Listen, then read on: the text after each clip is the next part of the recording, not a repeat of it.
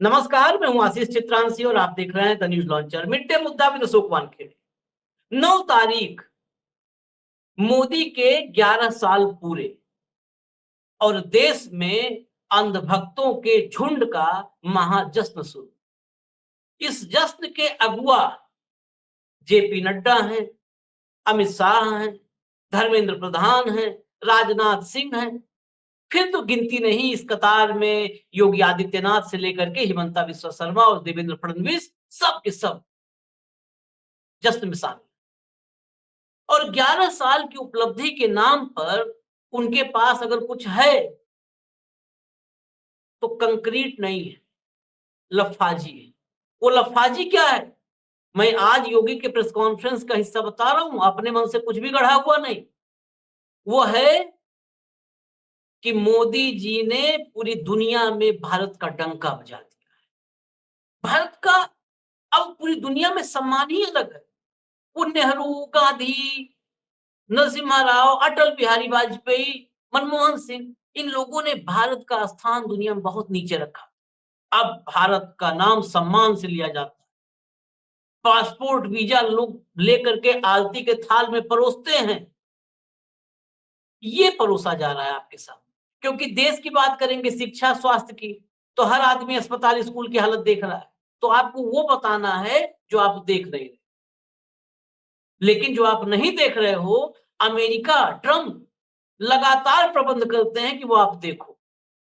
मोदी के 11 साल के डंका को अमेरिका में जूतों तले रौंदा गया है। यह शब्द बड़ी जिम्मेदारी से, ये वाक्य बड़े जिम्मेदारी से मैं बोल रहा हूं, जूतों तले रौंदा गया है। अमेरिका के एयरपोर्ट पर एक छात्र, वो अमेरिकी पुलिस के जूतों के नीचे नहीं था, मोदी का डंका जूतों के नीचे था। 11 साल एक आदमी सूट बूट के साथ निकला कन्हैया बैंड बजाने को। सूट बूट में निकला कन्हैया बैंड बजाने को, ये डंका बजाने को। सूट बूट में निकले मोदी डंका बजाने को। और 11 साल बाद अगर भारतीय छात्रों को जूतों के तले रौंदा जाए तो धिक्कार है और शर्म है ऐसे सूट बूट वाले मोदी। भाव को लाइए चर्चा में फटाफट, लाइए फटाफट जोड़िए। स्वागत है भाव।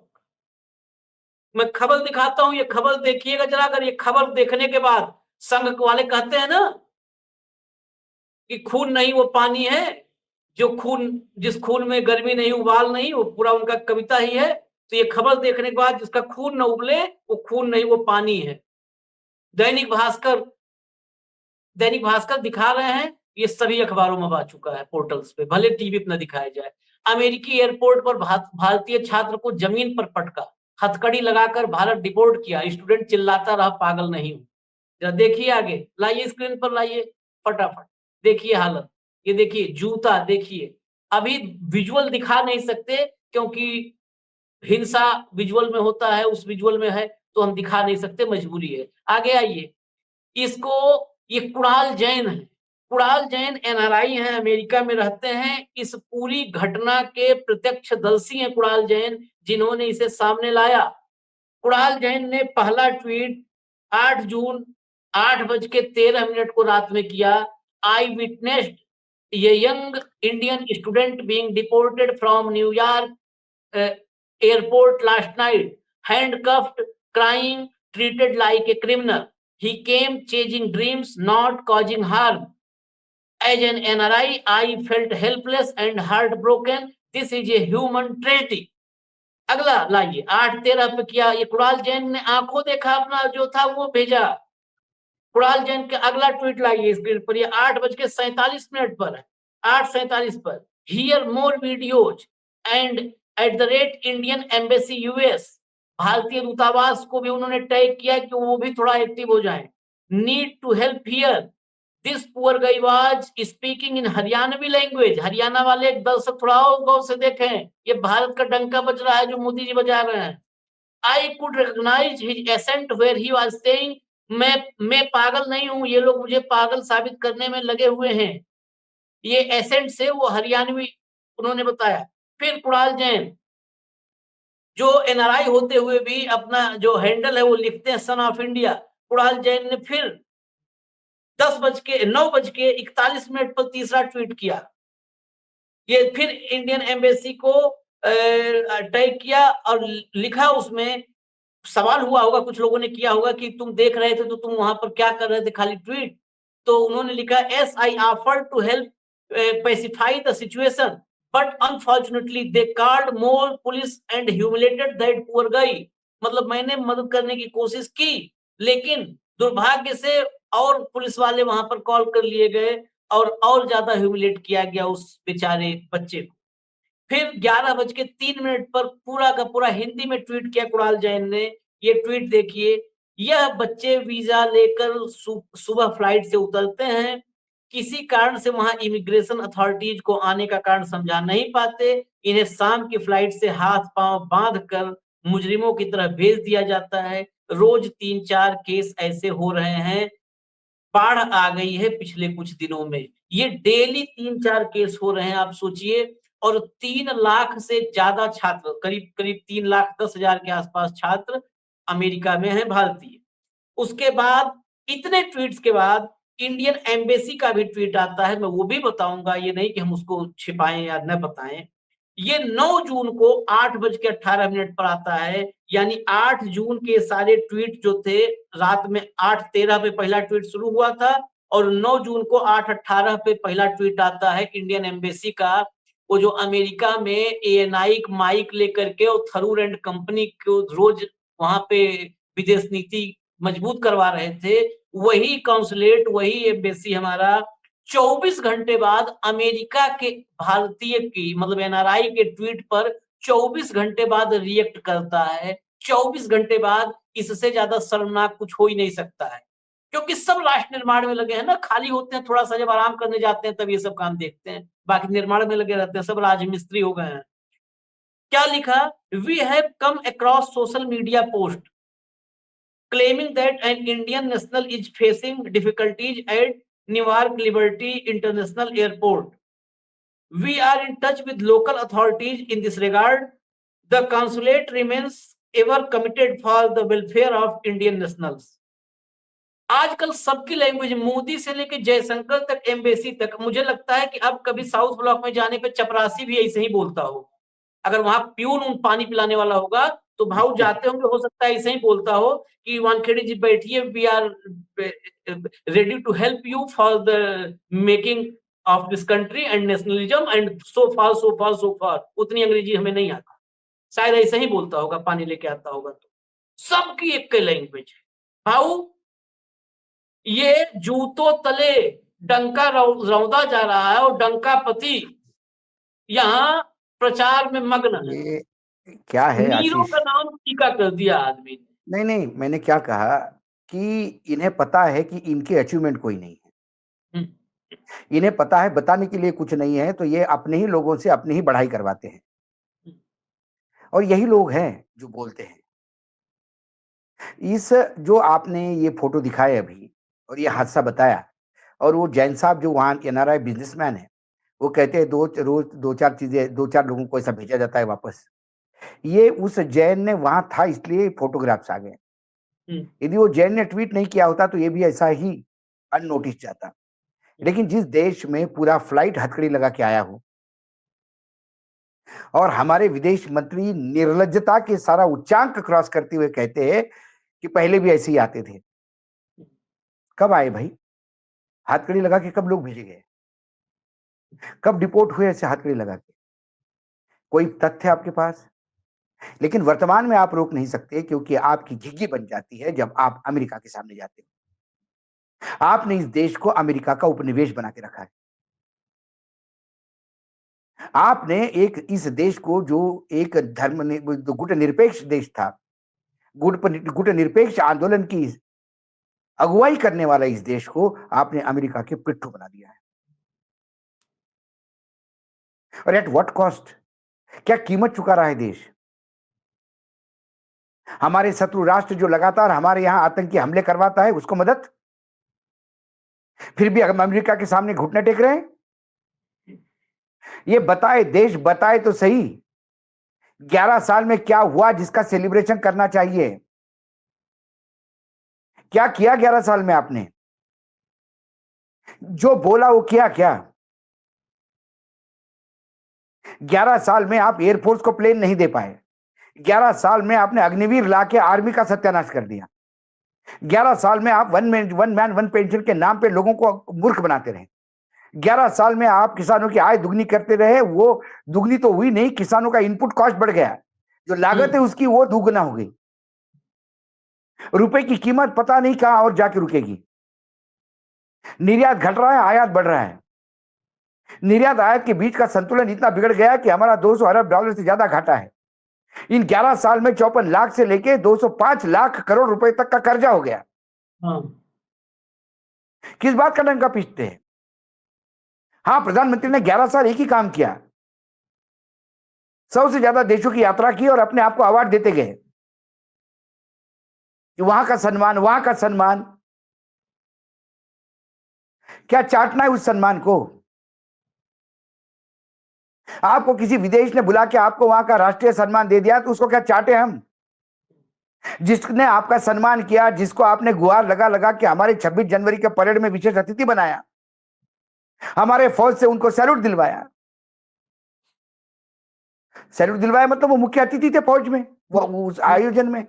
और 26 जनवरी ये हमारे फौज का आयोजन है सारा, राष्ट्रपति सैल्यूट लेता है।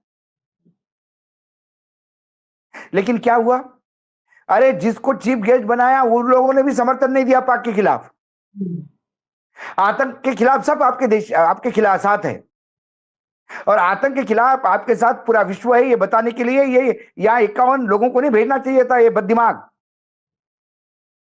वहां जाके फिर बता रहे कि हम आतंक के हमले से घायल है। अरे दुनिया जानती है आतंक फैलाने वाले पाक के खिलाफ कौन बोला, हमको वो चाहिए। आईएमएफ में फेल, वर्ल्ड बैंक में फेल, एशियन डेवलपमेंट बैंक में फेल, यूनाइटेड नेशंस में फेल, हर जगह मत्था टेक के आते हैं। डिप्लोमेसी डिरेल हो गई, घर में औद्योगिक प्रोडक्शन कम हो गया। ये देश का गरीब किसान ही है। बढ़ती हुई पॉपुलेशन को अनाज देने के लिए, 2 टाइम रोटी देने के लिए बेचारा खपता है, उगाता है, खपता है, उगाता है, कर्जा ले लेके काम करता है। क्या है उपलब्धियां? हाँ, उपलब्धियां है कि राजनाथ सिंह जी को उन्होंने डिफेंस मिनिस्टर बनाया, जिनको पता ही नहीं होता कि डिफेंस कर क्या रहा है। उन्हें योगी आदित्यनाथ को मुख्यमंत्री बनाया, लेकिन उनको पता है कि उनको क्या करना है। उनको दिए जलाने हैं अयोध्या में, और स्कूलों में दिए बुझ रहे हैं। रात को पावर कट होता है, बच्चे पढ़ नहीं पाते। अरे भाऊ, मैं बीच में रोकूंगा। अब जब इतनी बात आ गई ना, फिर दिखाता हूँ। कल दिखाया था कंट्रोल रूम, जो कागज पर, अब देखिए ना विकास 11 साल में एक्सरे आपने आज तक कागज पर देखा है? कागज पर निकालते हुए हम कागज पर एक्सरे निकाल रहे हैं मेडिकल कॉलेज में।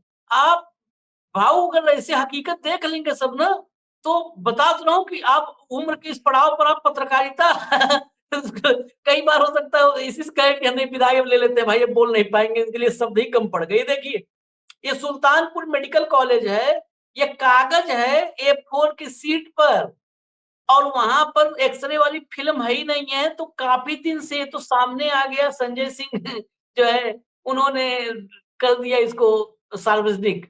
कागज पर बताइए, प्रिंट आउट एक्सरे का निकाल रहे हैं सब। इन्हें तो चिकित्सा विज्ञान में नोबेल पुरस्कार दे दो बुला करके योगी आदित्यनाथ को। पुरस्कार कई बार मुझे डाउट होता है, क्योंकि पुरस्कार को चैनलों में रहते हुए हम लोग बहुत अच्छे से जानते आश- हैं। पुरस्कार आशीष समारोह जितने होते हैं सब पुरस्कार बिकते आशीष हैं, तो हमें इनके आशीष पुरस्कार को भी संदेह होता है। यहाँ A4 के कागज पे एक्सरे निकलता है, हाथ में लट लेके मुंह से ठो ठो करता है पुलिस वाला, फायरिंग हाँ, करता है। मतलब अरे प्रायोगिक नाटकों में भी ऐसा नहीं होता। जो प्रायोगिक नाटक होते मंच पे, हाँ। 2 टाइप के नाटक होते हैं। तो ड्राइंग रूम नाटक कहते हैं, मराठी में उसको बोलते हैं कि वो ड्राइंग रूम नाटक है, मुझे घर का सेट लगता है बाकायदा। और एक प्रायोगिक नाटक होता है, कुछ नहीं, 2 चेयर होती है, 1 टेबल होता है और उसी के इर्द-गिर्द पूरा नाटक घुसा जाता है। वो प्रायोगिक नाटक में भी मुँह से ठो-ठो नहीं करते भैया। ये योगी आदित्यनाथ का मध्य प्रदेश है। भगवान मतलब राम भी नहीं अब इसको सुधार पाएंगे। राम तो है ही नहीं अयोध्या में। राम ऐसे अयोध्या में क्या रहेंगे राम, जहाँ मंदिर परिसर में ही व्यभिचार हो रहा है, कहाँ रहेंगे राम? मेरे राम इतने मतलब इतना आंखों से देख नहीं सकते। तो कुल मिलाकर 11 साल की, मैं वही कह रहा था, 11 साल में क्या हुआ, तो हम कागज पे एक्सरे निकाले, मुंह से ठो-ठो करके गोलियां चलाई। ये 11 साल की उपलब्धि है। 11 साल में 11 से ज्यादा सरकारें गिराई, ईडी, सीबीआई, इनकम टैक्स से 11 से ज्यादा सरकारें गिरा के हमने अपनी सरकारें बनाई। इन 11 साल में भारतीय जनता पार्टी का पूर्ण रूप से कैरेक्टर बदल गया है। चार चरित्र चेहरा, ना चेहरा रहा, ना चाल रही, ना चरित्र रहा। भाजपा में ओरिजिनल भाजपा कहां है, यही आज ढूंढने से नहीं मिलती। इन 11 साल में संघ औकात में ला दिया, और आने वाले समय में संघ सिर्फ दशहरे के दिन अपना संचालन करते हुए नजर आएगा, और संघ का कोई काम नहीं बचा। ये 11 साल की उपलब्धि है। 11 साल में ड्रग ही बढ़े हैं गुजरात में, विकास तो नहीं बढ़ा, ड्रग ट्रैफिकिंग बढ़ा। 11 साल में 11,000 करोड़ से ज्यादा की संपत्ति अडानी के गले में उतार दी गई। ये 11 साल की उपलब्धि है।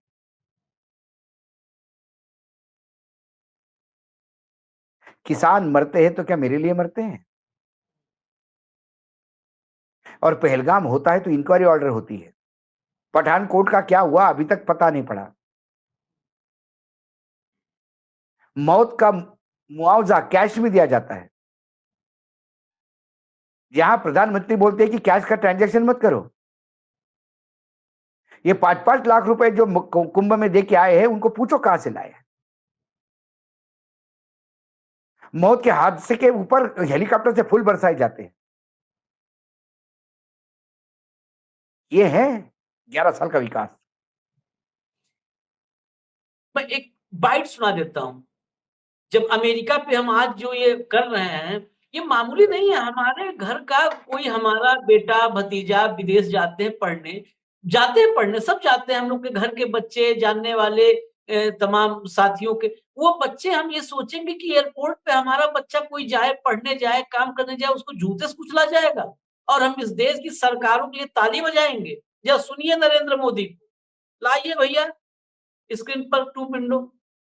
मिस्टर डोनाल्ड ट्रंप, नमस्ते ट्रंप, नमस्ते ट्रंप, नमस्ते ट्रंप। प्रेसिडेंट ट्रंप ने न सिर्फ भारत का गौरव बढ़ाया है, बल्कि अमेरिका में रहने वाले भारतीयों को भी सम्मान दिया है।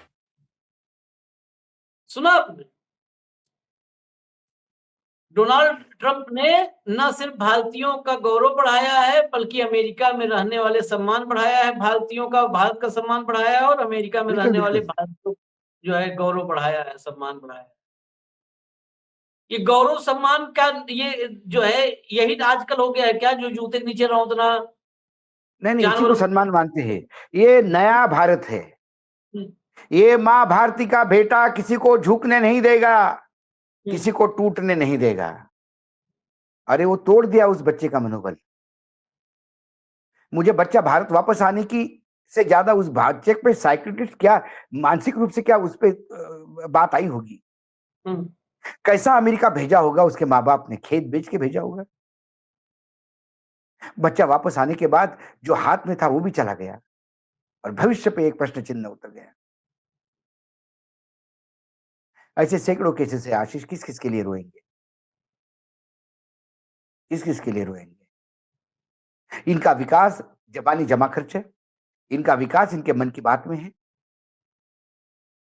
इनका विकास इनके मंत्रिमंडल के अंदर है, इनका विकास इनके पनपते हुए सांसदों और विधायकों पे और कारपोरेट्स पे है।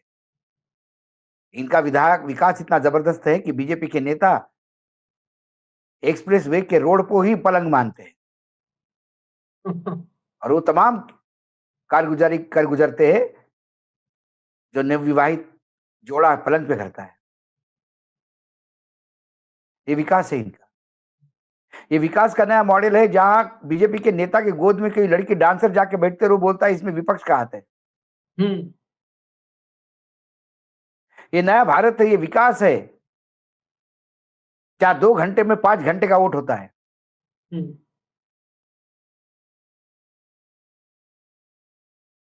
ये नया विकास ही तो है, जहां मुख्य न्यायाधीश को कोई भी उठ के गाली दे देता है सर्वोच्च न्यायालय। और गाली देने वाला यदि भाजपा का हो तो सर्वोच्च न्यायालय भी कहता है कि हमको हमारी इज्जत करने आती है, आप चिंता ना करो। बस उनका गुस्सा एक आधे यूट्यूबर पे ही आ जाता है। हाँ। ये फ्रस्ट्रेशन है। बीजेपी को नहीं डांट सकते तो जिसने बेचारे ने कुछ किया तो उसी को डबल डांटो।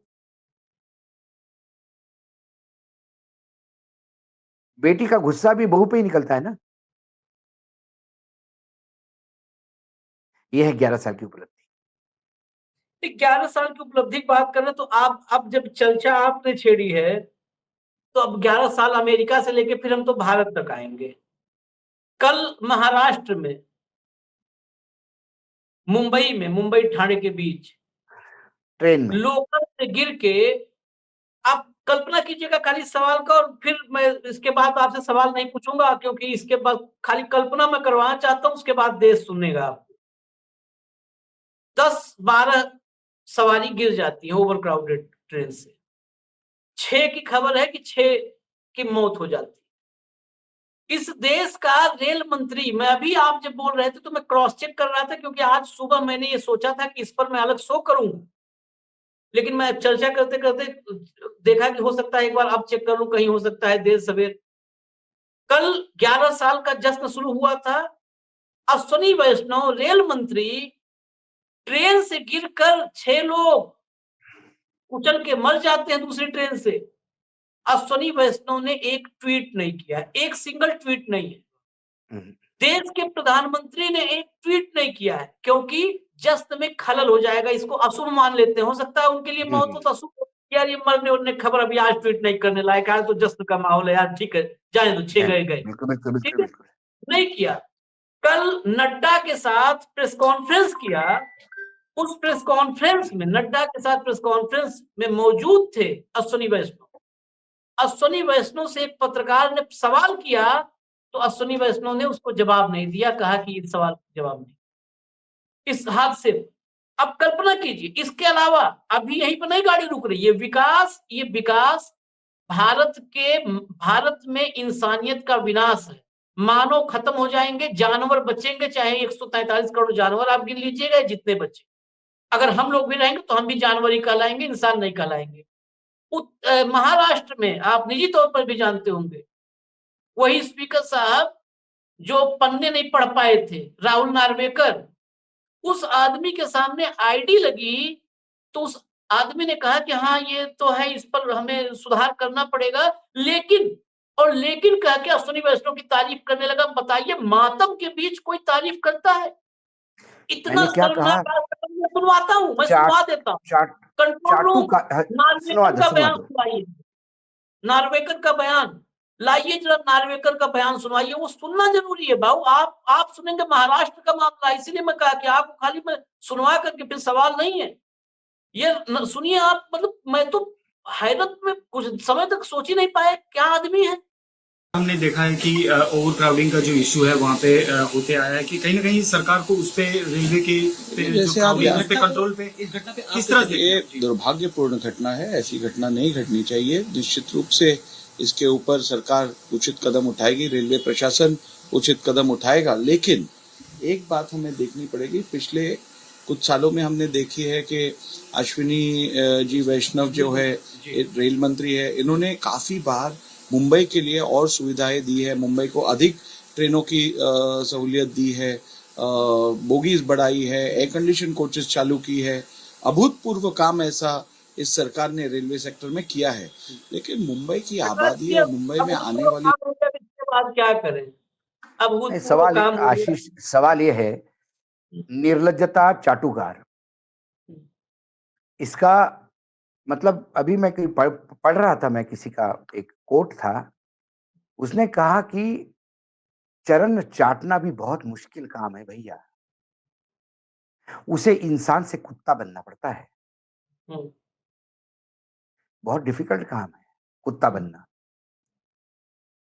ये मैंने कहा ना, इनके घर में भी, मैं इतना कड़ा कभी नहीं बोलता, लेकिन आज ये शब्द सुनने के बाद मेरे पास शब्द नहीं है। इनके घर में भी कोई मौत हो गई यदि एक्सीडेंट से, तो ये कहेंगे कि ठीक है, मेरे घर में मैंने अपने सगे को खोया है, लेकिन गडकरी जी ने रोड बहुत बढ़िया बनाया। क्या ये शब्द नार्वेकर बोलेंगे क्या? मुंबई की आबादी है, लेकिन नार्वेकर को अभी अभी पता पड़ा कल, मुंबई की आबादी कितनी है पता नहीं किसी को। मुंबई के लोकल ट्रेन का क्या हाल है किसी को नहीं पता।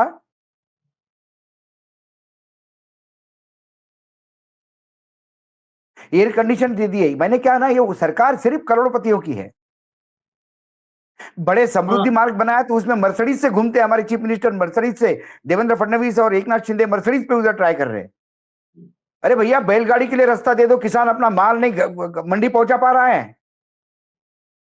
जिस महाराष्ट्र में एयर कंडीशन की बात कर रहे हैं, नार्वेकर जी को शर्म आनी चाहिए। आज भी महाराष्ट्र के विदर्भ में आज भी एम्बुलेंस चलती है आशीष। एम्बुलेंस नहीं, बांबुओं में धोती बांध के लेके जाया जाता है पेशेंट को, और 20-20 किलोमीटर डिलीवरियां होती है रास्ते में कीचड़ में। एयर कंडीशन दी है हमको। ये सोने का चम्मच लेके पैदा हो गए होंगे नार्वेकर जी। मेरा महाराष्ट्र किसानों का महाराष्ट्र है, गरीबों का महाराष्ट्र है। महाराष्ट्र मुंबई तक सीमित नहीं है। मुंबई तो मेट्रोपॉलिटन सिटी है। मेरा महाराष्ट्र जाके देखना है तो गढ़चिरौली जाके देखो, अमरावती में जाके देखो, अहमदनगर में जाके देखो, लातूर में देखो, पानी की जगह नहीं है। आज औरंगाबाद में देखो, जिसको संभाजी नगर का नाम दिया हमने, हम बदनाम कर रहे हैं संभाजी महाराज को। संभाजी नगर नाम देते होते हुए शर्म आनी चाहिए तुम्हें, क्योंकि जहां आज भी पानी का प्रॉब्लम है, आज भी जिस शहर से 3-3 मंत्री है। एयर कंडीशन देते हैं हमको रेलवे ने। क्या रेलवे के क्या किया है रेलवे के बारे में? रेलवे का भट्टा बिठा दिया है। बस वंदे भारत करते रहो, और वंदे भारत छोड़ के बाकी ट्रेनें 18-18 घंटे 10-10 घंटे एवरेज का लेट है। आम आदमी पार्टी की, एक आम आदमी की लाइफलाइन थी। मुझे आज भी याद है ममता बनर्जी का वो स्पीच जब रेलवे मंत्री थी। उन्हें कहा रेलवे प्रॉफिट का धंधा नहीं है, रेलवे देश की सेवा है, इस देश की लाइफलाइन है। गरीब भी रेलवे से जाता है। रेलवे में एक आध एसी का डब्बा हुआ करता था। आजकल पूरी रेलवे एसी होने का हम गुमान करते हैं, तो गरीब जाएगा कहां? हाईवे पे जा नहीं सकता क्योंकि गडकरी साहब का टोल लगता है। छोटे रास्ते बने नहीं हैं, रेलवे आपके रीच के बाहर है, और आपका इनकम नहीं बढ़ा है, टैक्स कलेक्शन बढ़ा है। क्योंकि कहीं थूक भी दिया तो टैक्स लगे, आंसू 2 टपक गए तो टैक्स लगेगा, जीएसटी 2 आंसू टपके आपके। हम लगा देंगे रोने पे भी टैक्स, कि बिना हमारी मर्जी के लोगों के टैक्स, और रोने की स्थिति पैदा ही करती है। यदि अश्विनी वैष्णव ने सवाल का जवाब नहीं दिया, तो यदि थोड़ी भी मानवता जिंदा हो, इस्तीफा दे देना चाहिए। ये तो संभव नहीं। नार्वेकर जी ने माफी मांगनी चाहिए। देखिए, इस्तीफा देने के लिए लाल बहादुर शास्त्री का जिगर चाहिए। कारपोरेट लाइजनिंग करने वाले लोग इस्तीफा नहीं देते, जिसको अंग्रेजी में कारपोरेट लाइजनिंग करते हैं। हम कारपोरेट सेक्टर की दलाली करने वाले लोग ये काम नहीं करते। दुर्भाग्य है। ये 11 साल का डेवलपमेंट है आपका। 11 साल जाके देखा तो 11 साल में अडानी ही हुआ। 11 साल का डेवलपमेंट ही है कि जहां हिंडनबर्ग जैसा रिपोर्ट आने के बाद भी दब जाता है। ये 11 साल का डेवलपमेंट है कि सरकार ने पैकेजेस खरीदा और पत्रकारों की मुखबरी करी। 11 साल का डेवलपमेंट है। 11 साल का डेवलपमेंट है कि इसी 11 साल में इलेक्टोरल बॉन्ड आ गए, और फिरौतियां वसूली की गई उद्योग घरानों से चंदे के नाम पे, फिरौतियां, प्रोटेक्शन मनी। ये 11 साल है जहां सरकार के सरकारीकरण को माफियाकरण हो गया है। ये 11 साल की देन है। इस 11 साल में सबसे बड़ी बात है, हमने आज रिपोर्ट की, इस 11 साल में पहली बार हुआ है जब मौतों को छुपाने के लिए नकदी बट रहे हैं। ये शायद कभी तमाम सम्राट, बादशाह, सुल्तानों का दौर इतिहास हमने पढ़ा है, कभी नहीं हुआ था कि मौत छुपाओ, कैश लो मौत छुपाओ, कफन की कीमत लो मौत छुपा दो। इस 11 साल में आपके घर में हुई मौत को भी आप जस्टिफाई नहीं कर सकते। नहीं, लोग हमेशा कहते हैं कि किसी की मौत होने के बाद दुश्मनी खत्म हो जाती है और उसके अंतिम संस्कार उसे शान शौकत के होने चाहिए, इज्जत से होने चाहिए। यदि दबी हुई जुबान में हम कह के मौत हुई ये भी नहीं कह पाते, तो जिंदों का तो सम्मान छोड़िए, मरने के बाद भी सम्मान नहीं दिलवा पाते हम। ये 11 साल की उपलब्धि है। यही डंका है, यही डंका अमेरिका तक ये जो तस्वीर आई है, ये सब कुछ इसी बयान 11 करती है। साल में इसी 11 साल में 100 करोड़ का आरोप लग के 1 करोड़ की चार्जशीट फाइल होती है और गृह मंत्री 13 महीने जेल में रहता है, उसका कोई कारण नहीं। इसी 11 साल में जिस आदिवासी मुख्यमंत्री के नाम पे खुद का घर भी ना हो, खुद का घर नहीं, उसको उस जमीन के लिए जेल में डाला जाता है जो जमीन कभी बिकी ही नहीं, जो कभी जमीन हस्तांतरित हुई ही नहीं। और आज वो मुख्यमंत्री ये सोचता है कि कल मुख्यमंत्री पद से जाऊंगा तो रहूंगा कहां। वो भ्रष्टाचारी है। और जिनके बड़े बड़े बिल्डिंग्स है, जिनके ऐशो आराम के घर है, मतलब जिनकी बिल्डिंगें देखने लायक है घर, छगन भुजबल क्या बंगला बनाया, एक एक मूर्ति लाखों रुपए की, वो कैबिनेट में मंत्री है। वो तो जबरन बन जाएंगे, उन्हें कौन रोक पाएगा। नारायण राणे का बेटा उस संविधान नए सिरे से लिख रहा है। तो ये 11 साल है जहां संविधान की नई परिभाषा हो रही है, परिभाषा लिख रहा ये है। 11 साल है जहां आम्बेडकर जी की पूजा करके आम्बेडकर जी को समाप्त करने का प्रयास हो रहा है। ये 11 साल में ज्योतिबा फुले का जयकार करके ज्योतिबा फुले को रास्ते पर ठिकाने लगाने के उनके विचारों का प्रयास होता है। इन 11 सालों में नथुराम गोडसे महात्मा गांधी की पूजा करने का नाटक करता है। ये 11 साल है आशीष, बहुत बदल गया इस 11 सालों में। ये 11 साल भारत से मानवता के वनवास का 11 साल है। मानवता वनवास पर चली गई है, इंसानियत वनवास पर चली गई, वनवास पर चली गई। अब 11 साल हो गया, 11 साल इंसानियत वनवास पे चली गई। व्याभिचार, भ्रष्टाचार, दुराचार, ये सारे सिंहासन पे आरूढ़ हो गए। 11 साल की इस देश की उपलब्धि है। लेकिन ये 21 साल तक भी ऐसा करते रहे तो 140 करोड़ का देश आज भी संविधान के सामने नतमस्तक होता है। बीच बीच में औकात दिखाते रहती है। इन 11 साल ने विपक्ष ने भी जो करना था वो नहीं किया। हाँ, विपक्ष इन 11 साल में कांग्रेस के अपने ओरिजिनल 11 नेता भी नहीं रहे, सब स्लीपर सेल भर्ती हो गए। विपक्ष ना आवारा होता, विपक्ष ना नकारा होता तो सत्ता क्यों आवारा होता, ये बिल्कुल साफ है।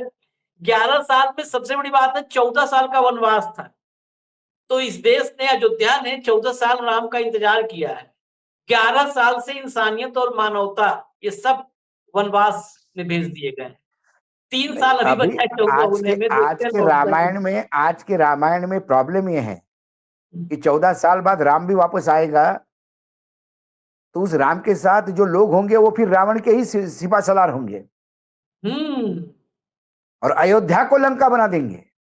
अयोध्या को लंका बना देंगे। अब यही तो है, देखते हैं। चलिए, मैं यही कहूंगा कि कॉन्सुलेट ने कहा है कि सोशल मीडिया से मिला है, बातचीत कर रहे हैं, बातचीत का कोई निष्कर्ष निकलेगा उम्मीद कर सकते हैं, लेकिन बहुत मैं बता रहा हूँ, ये जब उनको टैग होके 24 घंटे में कहा होगा कुछ तो लिख दो भाई, कुछ तो लिख दो। जब जयशंकर लाइन है we are committed for the Indian nationals, ये वही है जैसे सिगरेट के पैकेट पे लिखा रहता है सिगरेट इंजरियस टू हेल्थ, बस वही है। जब जब भाऊ बेड़ी और हथकड़ी को जयशंकर ने कह दिया ये अमेरिका का कानून है, उस हिसाब से हो रहा है, हाँ, तो फिर ये क्या उसके बाद बचता, करेंगे? उसके बाद कुछ बचता नहीं। क्या बचता है, क्या करेंगे? कह देंगे ये भी कानून है।